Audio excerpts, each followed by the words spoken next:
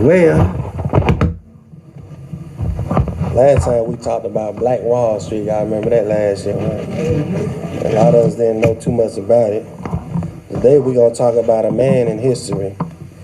The man's name is Noble Drew Ali. How many of you ever heard of him before? About 3-4 people. That's it. But Noble Drew Ali, he started a group or organization over 100 years ago. So why haven't we ever heard of him before? We heard of Martin Luther King, Malcolm X, Marcus Garvey, all these people.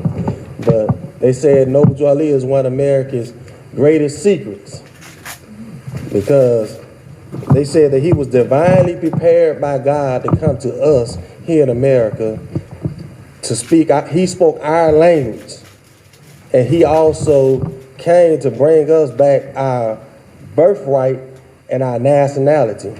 Because back in the time of slavery, back in the 1800s, 1900s, we didn't know who we was. We was cut off from our language, our land. We was cut off for everything. We didn't know the tradition of our ancestors. We just didn't know anything. So he came back. He came back from Egypt over there in Africa and came back over here to teach us who we were. He brought us back a flag. The flag that he brought us back is this flag right here. It's a red flag with a 5-point green star in the middle. That Star of David, what they call it. But this is the flag that he brought us. This flag right here is over 10,000 years old. This flag dates back all the way to the ancient Canaanites. Not from Cain, but even before then, the ancient Canaanites. So he came and he brought us our nationality and our birthright. You know, I like definitions, so we're going to go over a couple of definitions because some of us might not know what a nationality is or a birthright. You ask a lot of people what their nationality is, you know what they'll say? Black, colored, you know, but that's not a nationality. You know, so we have to know what a nationality is. And a nationality is, by definition, a people having a common origin, tradition, language, and capable of forming actual constitution and nation state. So what he did was that he brought us back our original tradition from our ancestors, the tradition that we followed before they made us slaves and before slavery came along.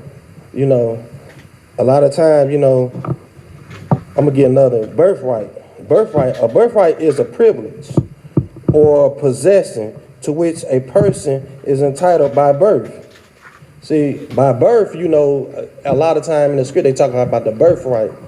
By birth, you're always entitled to certain things from your father, you know. So they said his job was to come here to uplift fallen humanity and bring us back to our Father God. That's what his job was. When he came, he was born in New Jersey in the 1800s, and he started this organization. When he started this organization, they say he stood on a milk crate on the corner, and he was teaching and trying to get us out of the condition we was in to let us know that we not Negro, colored folk, black folks, or Ethiopian. Them are our names, you know. And he also let us know that this country that we in, that they call America, you know, America didn't become America till 1492 when Christopher Columbus came over here. And we all know that Christopher Columbus didn't discover America. Who was here before Christopher Columbus was here? When he came here, let us know we was here before Christopher Columbus was here. We was here 700 years before Christopher Columbus was here. And we don't even know this. This is our history. We know his story, but we don't know our story. So he came and gave us our story. So we was here when Christopher Columbus came here, and when America first decided they wanted to be a country, they came here from Europe. And they was running from the king and queens over there because of the turmoil and stuff that was going on in the land they was in. And when they came over here, the Moors was here. That's what he said, we are Moors. The Moors was here, or better known, if you back up a little bit, they the Berbers, and they go by different names through the ages, but he ties right back into the direct descendants of the bloodline of Jesus himself.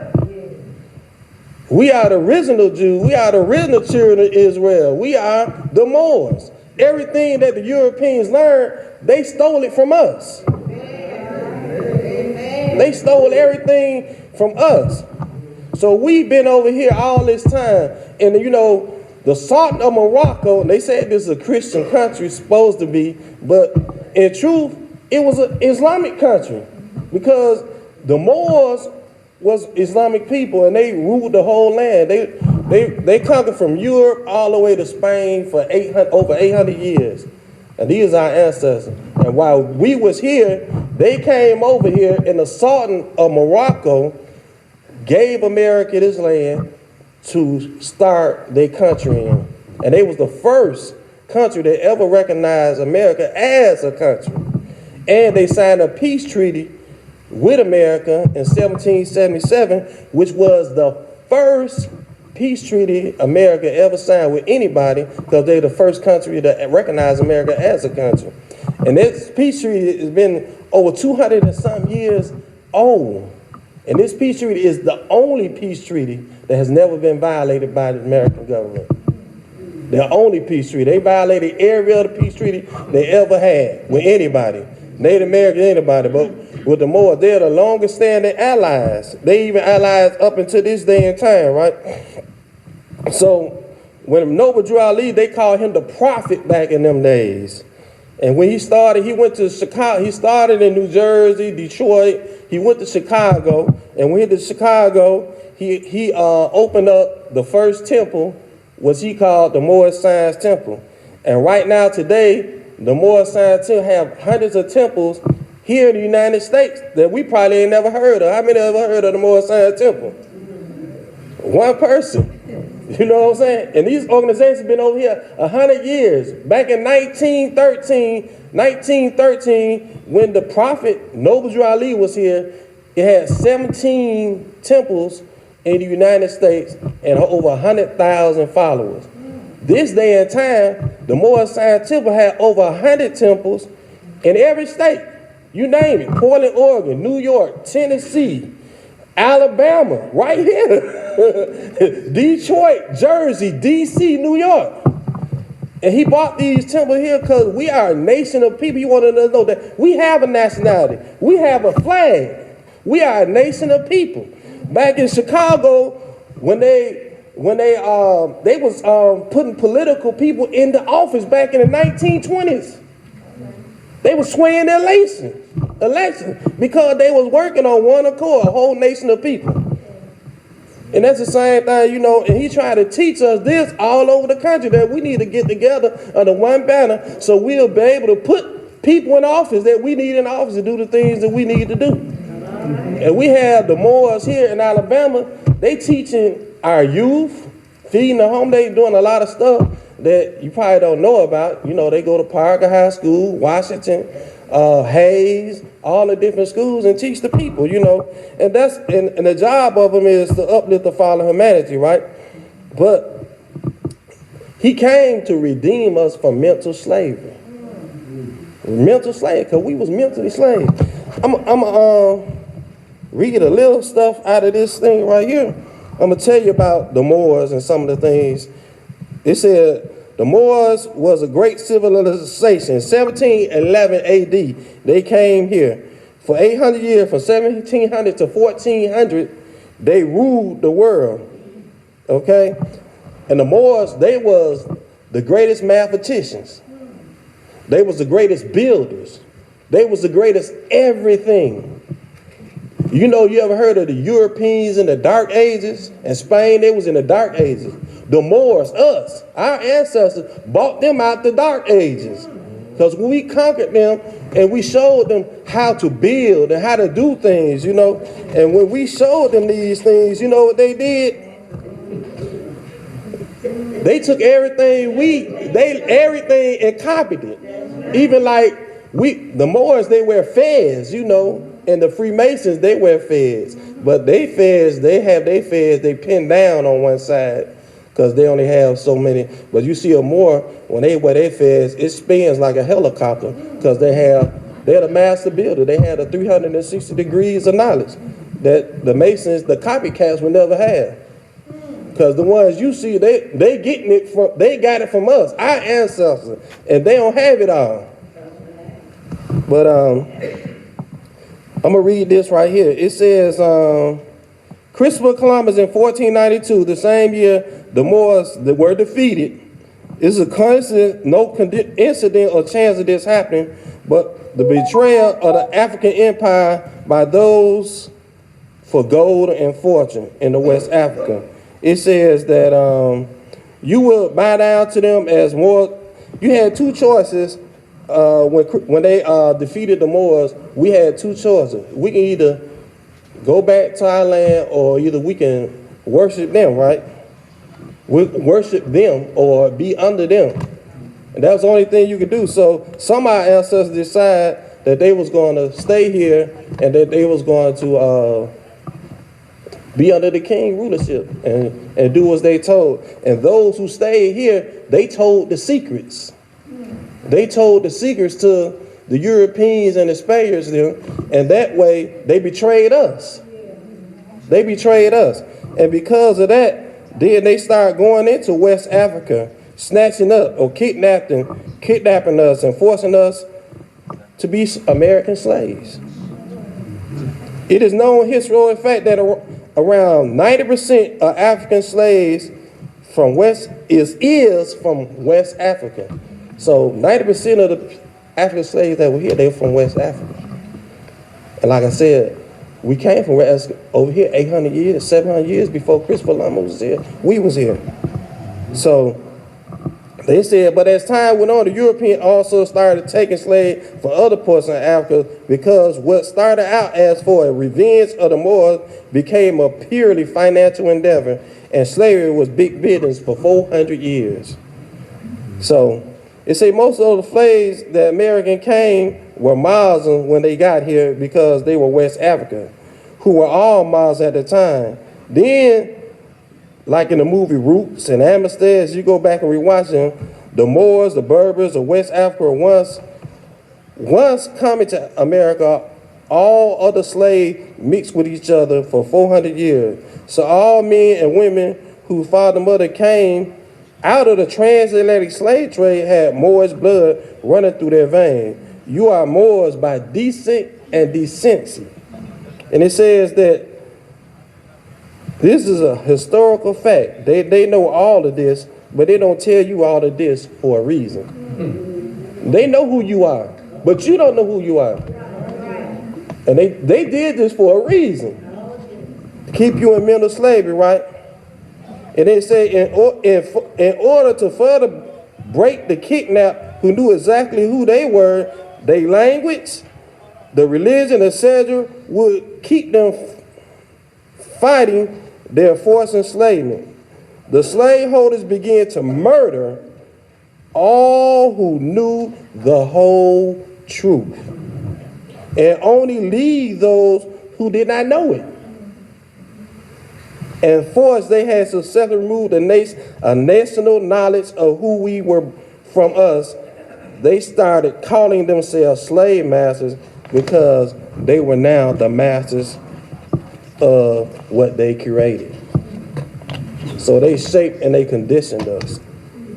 And did you know that, back in those days, they had what they call a slave Bible.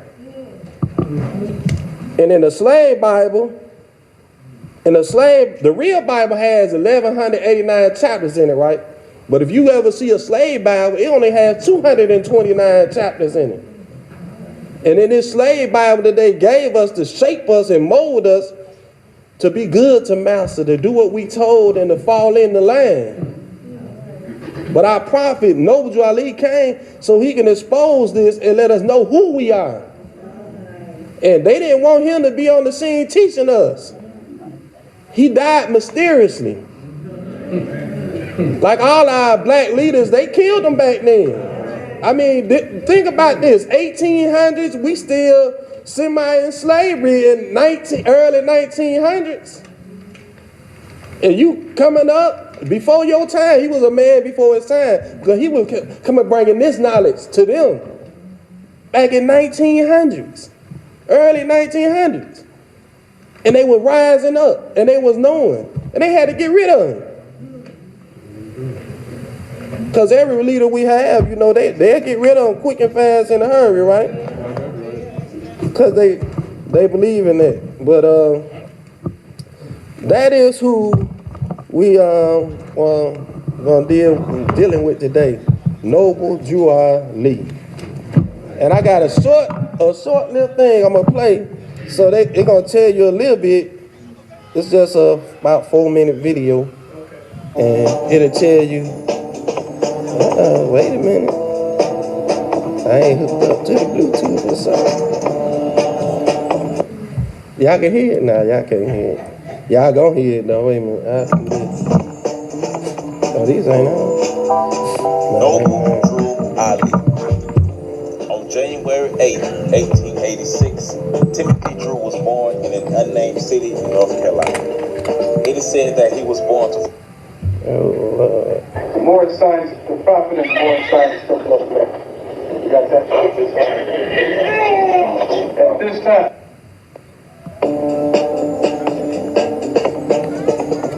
There's some pictures of him when they was in Chicago. They were throwing tea parties and having masquerade balls, and man, they were just living as a nation, having national conventions, doing everything. This is a picture of him. Every time you see him, he was dressed. He had a national headdress. You know, we used to have turbans. Everybody, if you look at the old slave picture, you see them with them turbans on their head, all the women and different people. That was our religious headdress back then, back from our ancestors. At the age of 16, Ali would leave his caregivers to travel the world. His travels would change the course of his life. Many stories... Can y'all see them pictures? The most common is he joined a band of gypsies and traveled. Other accounts say that he joined a circus as a stage magician. What we do know is his travels led him to meeting and becoming a student of the high priest of an Egyptian cult. The priest saw Ali as the reincarnation of Jesus, so he trained him in mysticism and gave him a book, the lost version of the life of Jesus. Ali would use the text to help further his knowledge and his mission. His text was later named the Holy Quran of the Moorish Science Temple of America. The text is also known as the Salem Quran. Ali would later become anointed by the priest as Noble Drew Ali. He would then move forward to enlighten and awaken his people to the truth of their history by founding the Moorish Science Temple. In 1913, in Newark, New Jersey, Ali founded the Canaanite Temple, but because of his uncommon religious views, he was forced out of New Jersey. They tried to kill him then. Ran him out of Jersey. Before settling in Chicago in 1925. In 1926, he was able to build an officially registered Temple Number 9 as a Moorish Science Temple. Ali was spreading Islam and Moorish consciousness throughout the black communities of America. By the late 1920s, there were 15,000 Moorish Science members in 17 temples in the United States. Noble Drew Ali was helping to awaken the sleeping minds of black America. The Moorish Temple experienced some division when Claude Green Bay declared himself Grand Sheik and left the Moorish Science Temple. They were trying to